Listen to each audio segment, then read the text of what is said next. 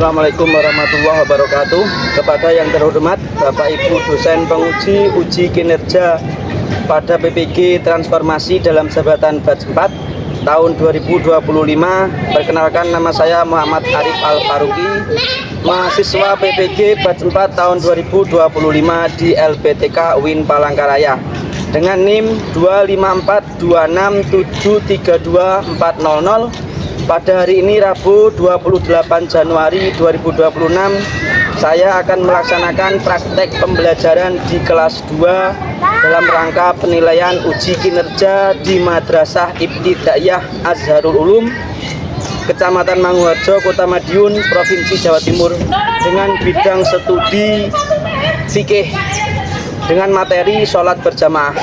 Mohon saran dan masukan dari Bapak Ibu penilai demi perbaikan kegiatan pembelajaran yang akan saya lakukan pada pertemuan berikutnya.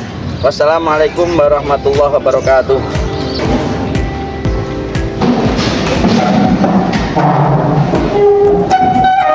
Assalamualaikum warahmatullahi wabarakatuh.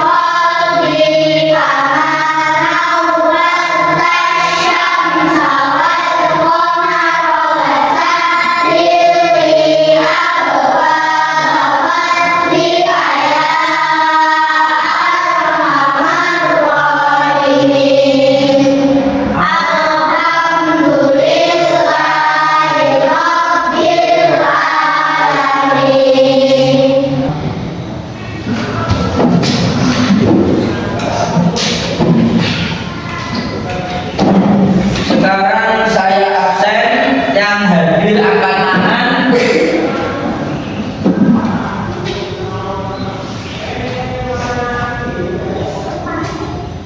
Abdul Razak, Alami, sekarang dikeluarkan dulu bukunya.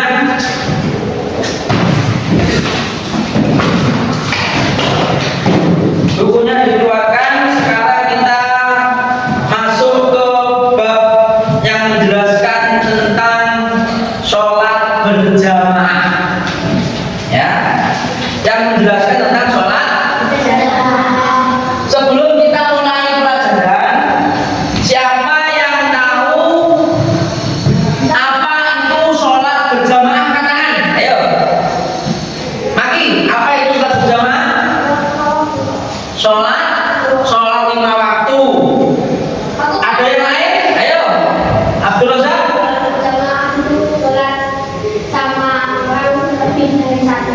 Sholat yang dilakukan lebih dari satu orang.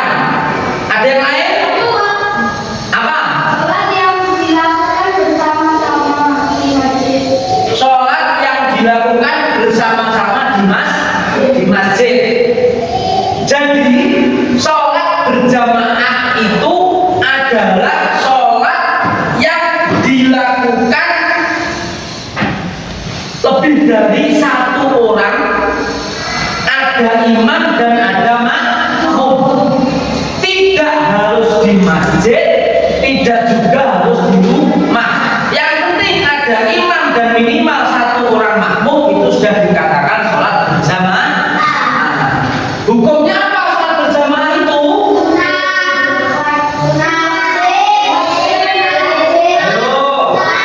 Sholat berjamaah hukumnya sunnah. Kalau berjamaah di masjid hukumnya fardu kifayah.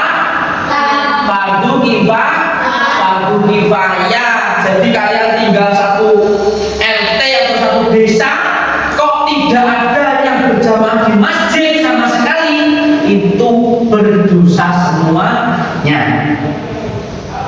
Minimal ada imam, ada makmum satu di masjid, itu sudah gugur dosanya. Kalau di rumah itu hukumnya sunnah, di masjid pun hukumnya sunnah. Ya, paham dari sini? Selanjutnya kita akan melihat video di YouTube apa itu jamaah, apa itu sholat berjamaah. Sebentar.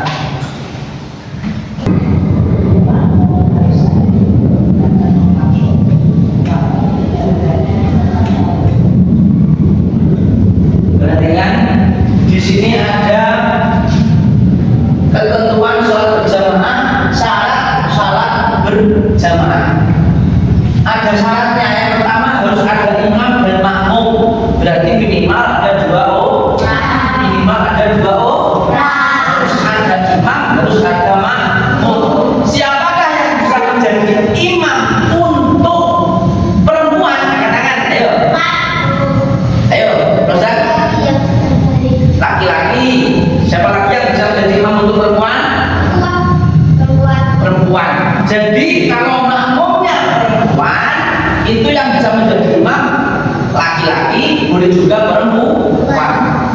Kalau makmumnya laki-laki, yang bisa menjadi imam laki-laki saja. Nggak boleh makmumnya perempuan, makmumnya laki-laki, imamnya perempuan, itu tidak boleh. Kalau adanya itu Pak, berarti harus sholat sendiri-sendiri. Atau apa? Yang jelas imamnya harus laki-laki, makmumnya perempuan, nggak boleh dibalik. Perempuan nggak mau apa, yang laki-laki nggak mau jadi imam, aku mau jadi imam, mau jadi makmum, kamu harus jadi imam. Jangan mau yang perempuan. Kalau nggak mau jadi imam, ya sudah, saya sholat sendiri. Itu ya. Jadi harus ada imam dan makmum. Yang kedua, makmum telah berniat mengikuti imam. Ada niatnya, itu ada makmuman lillahi ta'ala. Jadi tidak boleh seorang makmum datang jamaah terus niatnya itu saya niat sholat sendirian, Allahu Akbar, gak niat berjamaah, berarti jamaahnya tidak sah karena niatnya harus jadi makmum. Terus yang ketiga, makmum harus ada di belakang imam. Ya, yang namanya makmum itu harus mengikuti gerakannya imam, dan tempatnya tidak boleh ada di depan imam, harus di belakangnya. Batasnya apa? Batasnya itu apa ini namanya? Bukan telapak kaki bagian belakangnya apa? Kalau bahasa Jawanya polok. Nah, itu harus di belakang imam. Misal contoh, Reza sini maju ke depan. Reza maju ke depan. Reza sebagai imam ada ke barat, Pak Paru sebagai makmum. Ini boleh di sini, boleh di sini, boleh di sini. Ya. Yang penting poloknya itu tidak boleh lebih maju daripada imam. Misal di sini, nggak boleh, apalagi di sini, nggak boleh. Yang penting poloknya itu lebih belakang daripada imam, segini. Bahkan kalau cuma berdua saja, imam dan makmum sebaiknya seperti ini, tidak di belakangnya sini. Ya, sebaiknya seperti ini. Nanti kalau ada yang datang lagi, misal kamu maju maju sini kamu. Jangan tahu, mati sini. Sholat Allahu Akbar jadi imam, baru jadi makmum. Kamu datang di belakang. Nah, kemudian mati di sini, ya toh? Terus Pak Faru mundur. Nah, seperti ini jamaah. Paham ya? Paham? Jadi kalau mau buat di sini, nanti kalau ada yang datang baru mundur. Paham ya? Enggak datang. Ayo kembali ke tempatnya masing-masing. Kemudian ini yang D, makmum tidak berada di tempat yang di depan dari imamnya seperti tadi. Ya. Sekarang kita lanjutkan lagi.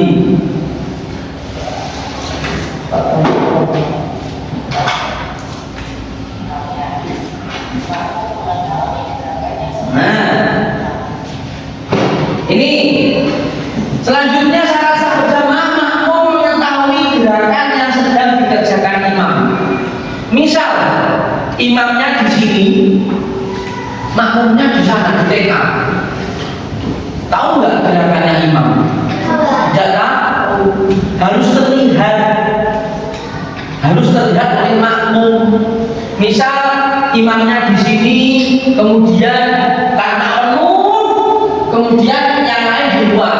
Itu boleh asalkan ada yang menyambung, yang ada yang begitu. Jadi makmumnya jarak jauh kelihatannya begitu. Oh, imamnya belum. Imamnya takbir. Tahu? Nggak boleh kalau tidak tahu, nggak boleh. Apa cuma membayangkan imamnya lagi apa ya? Oh, lagi takbir, ya sudah takbir, Allah Akbar. Nggak boleh. Harus mengetahui gerak-gerik imam, harus terlihat. Terus makmum mengetahui perbedaan gerakan sholat imam, baik dengan melihatnya langsung, secara langsung, atau melihatnya sebagai barisan. Sebagian barisan. Jadi belum melihat depannya. Imamnya terlalu jauh nggak kelihatan, tapi depannya ada barisannya banyak. Misal sampean jamaah di Masjid Sunan Ampel, imamnya di depan, sampean di belakang, nggak terlihat imamnya. Tapi kan barisan di belakangnya terlihat.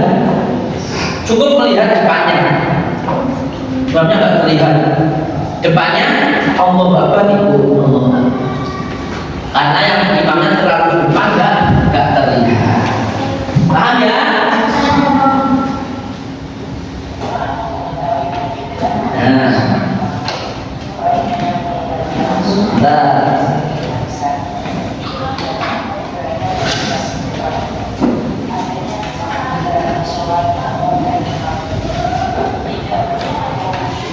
Nah ini syarat-syarat sholat berjamaah, imam dan makmum berada pada satu tempat.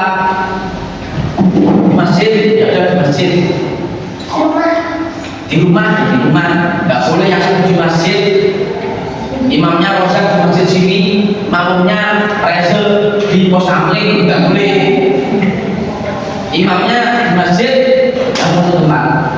Kemudian adanya kesamaan gerakan sholat makmum dan imam. Jadi kalau sholat zuhur makmumnya 4 rakaat, 4 rakaat. Kesamaan gerakan maksudnya bagaimana? Makmum yang qashar 2 rakaat itu tidak boleh berimam pada imam yang 4 rakaat.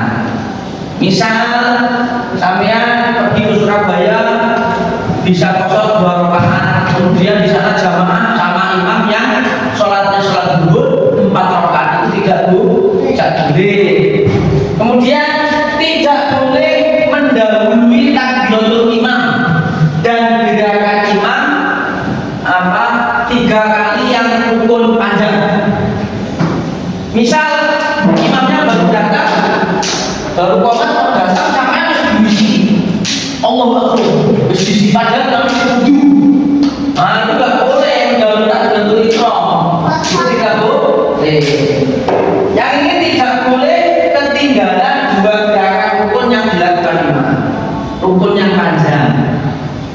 Misal sampean sholat jadi makmum, sampean kasih Al-Fatihah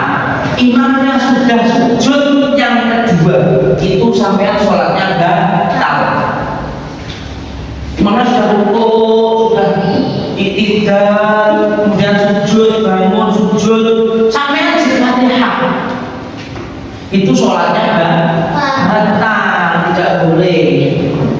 Nah, hal-hal yang membatalkan sholat: mendahului imam secara sengaja sebanyak 3 rukun yang panjang tadi, terpisah terlalu jauh dari imam tanpa alasan, 3 rukun panjang jaraknya terlalu jauh dengan imam, itu juga batal sholatnya.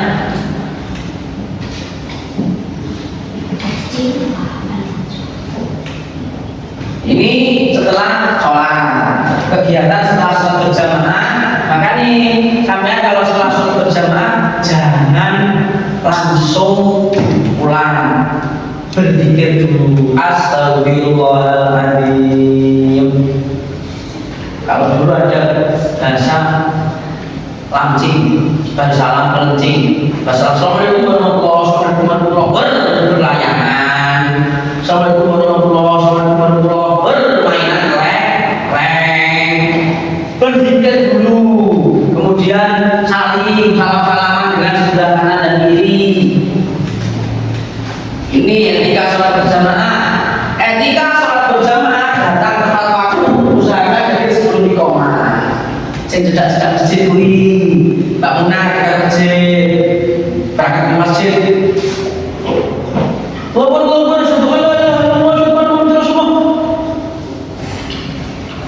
Masih mainan HP, lari ke masjid sudah salam. Nah, utamakan yang berada di depan itu orang tua. Paling depan orang tua laki-laki, kemudian anak laki-laki, belakangnya lagi anak perempuan, paling belakang perempuan dewasa. Ya, jadi sing api yang paling utama itu yang di depan itu laki-laki dewasa, bukan anak-anak. Laki-laki dewasa di belakang imam, kemudian di belakangnya lagi anak laki-laki, belakangnya lagi anak perempuan, paling belakang perempuan dewasa. Untuk sholat berjamaah penuh keutamaan, mempererat ukhuwah dan mendatangkan pahala yang besar.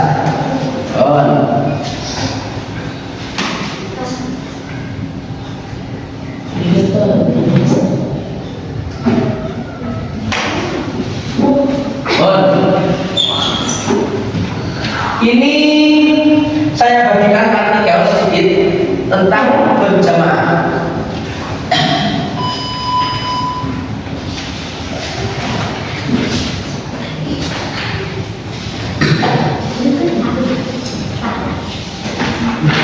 Ya.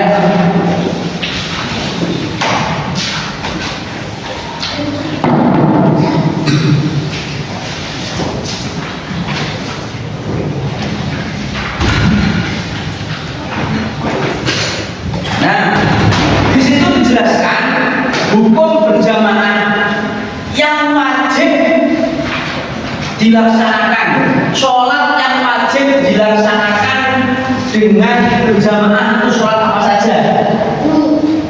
Yuk, sholat yang wajib dilaksanakan dengan berjamaah sholat apa saja? Sholat Jumat.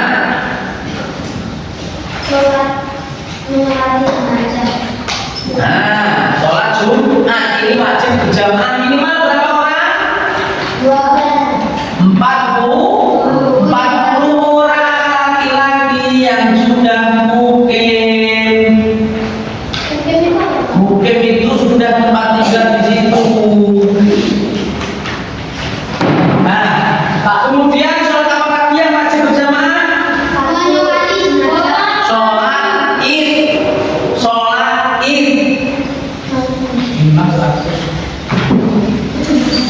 Idul Fitri. Sholat tarawih itu boleh sendiri, tidak wajib berjamaah, sunnah berjamaah. Sholat id, ada lagi sholat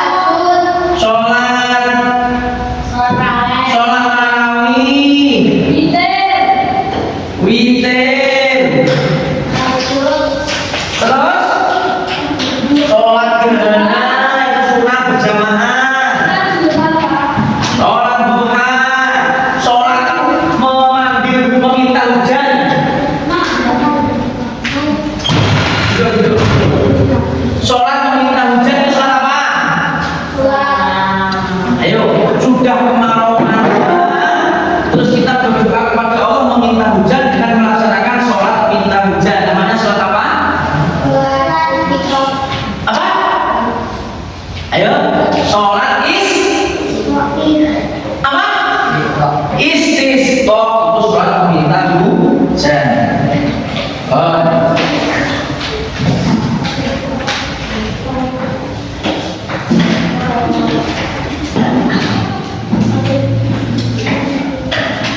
Setelah kita melihat video dari YouTube dan slide-slide tadi yang menjelaskan tentang pengertian sholat berjamaah, tata cara sholat berjamaah, siapa yang bisa menjadi imam, makmum itu harus bagaimana.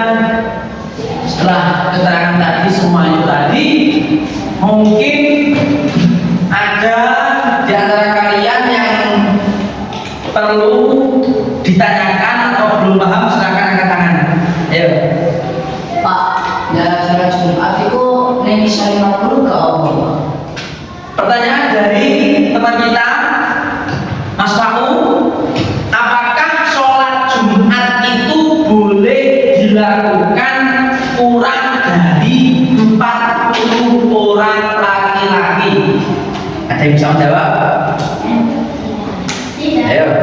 Pak, Nah, bagaimana? nggak boleh karena sholat Jumat itu harus 40 orang laki-laki. Menurut Rozak tidak boleh. Menurut pemahaman Rozak tidak boleh karena syaratnya harus 40 laki-laki. Jadi kalau sholat Jumat kita kan mazhab Syafi'i. Kalau di mazhab Syafi'i itu harus 40 orang laki-laki yang sudah mukim. Harus laki-laki ya. Itu mazhab Syafi'i. Tapi seandainya di desa kamu atau di kampung kamu itu yang datang ke masjid ketika Jumatan kurang dari 40 itu juga nggak apa-apa. Menurut mazhab lain boleh, ya, boleh kurang dari 40 orang laki-laki. Kalau menurut mazhab Syafi'i harus 40 orang. Bagaimana kalau kurang dari 40? Kalau menurut mazhab Syafi'i berarti dia sholat zuhur, tidak sholat Jumat. Itu kalau menurut mazhab Imam Syafi'i. Ada yang bertanya lagi? Pak, Ayo. kan sholat Jumat 2 kali, kan sholat Jumat 5 kali. Ya. Tapi kok diambil sholat Jumat? Kan Karena kedudukan sholat Jumat itu sudah menggantikan sholat zuhur. Syariatnya kalau sholat Jumat itu 2 rakaat. Kalau sholat zuhur itu 4 rakaat. Kita disyariatkan sholat Jumat itu sudah menggantikan sholat zuhur. Jadi kalau kita sudah melaksanakan sholat Jumat, kita tidak perlu melaksanakan sholat zuhur.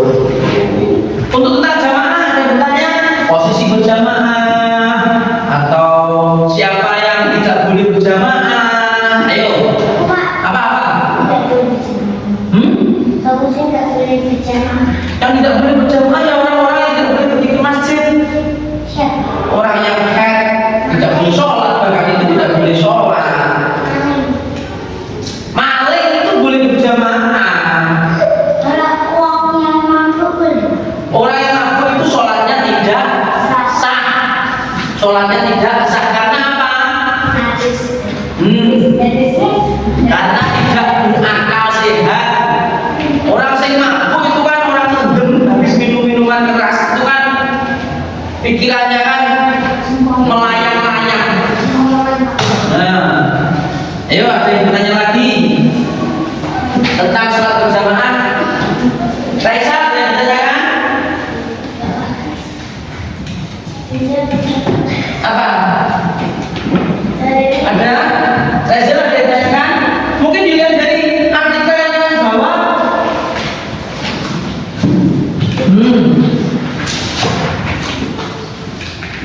Mukalaf itu apa? Mukalaf itu balik dan berakal. Itu mukalaf, balik dan berakal. Sudah ya? Habis ini izin ke belakang ya. Habis ini kita membentuk kelompok 3 atau 4 orang, masing-masing kelompok 3 atau 4 orang, nanti duduk di bawah. Kemudian nanti ada yang 3 orang, ada yang 4 orang, oke? Kemudian nanti akan Pak Faruk siapkan permasalahan yang kalian diskusikan. Kalian udah pernah diskusi belum? Diobrolin kalau kancamu. Ini bagaimana? Ini bagaimana? Menurutmu ini bagaimana? Benar apa enggak? Nah, itu kalau sudah nanti dikasih pertanyaan sama Pak Faruk tentang apa yang didiskusikan. Bisa ya? Ya, sekarang kita membentuk kelompok di belakang.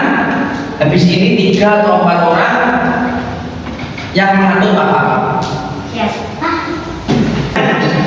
Yang bisa menyebabkan mendapatkan keringanan.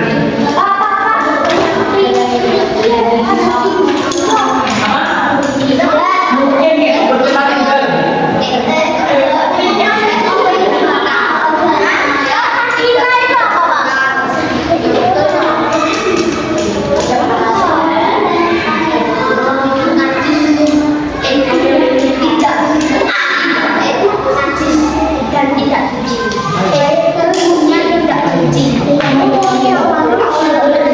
Fau jangan tidur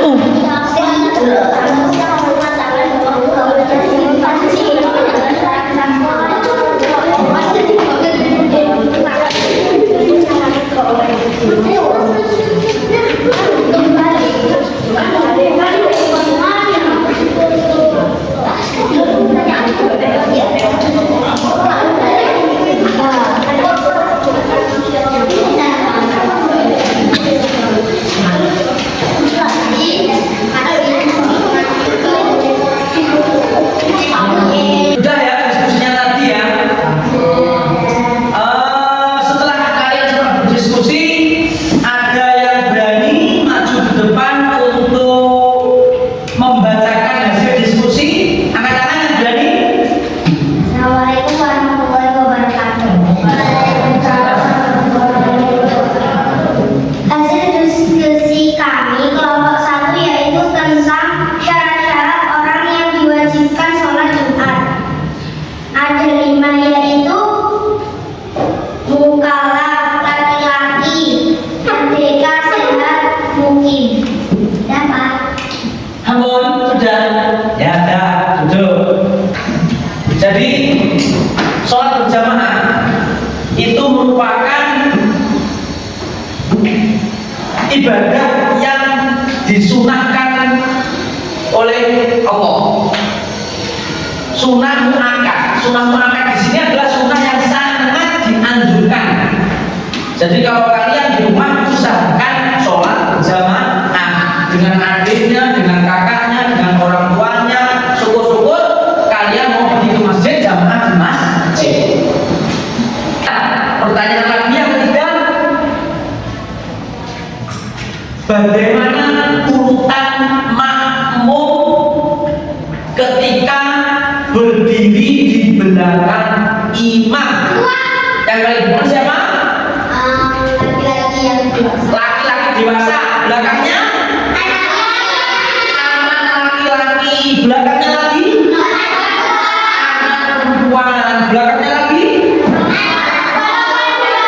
perempuan dewasa. Berarti kalian sudah paham. Yang paling depan imam, belakangnya imam barisan laki-laki dewasa. Kemudian anak laki-laki, belakangnya anak perempuan, belakangnya lagi perempuan dewasa. Ya, hari ini cukup sekian dari Pak Faruk tentang pembahasan sholat berjamaah. Minggu depan kita sudah mulai ganti bab selanjutnya. Ya, bukunya bisa dimasukkan. Sebelumnya berdoa dulu. Mas Roja dipimpin untuk berdoa.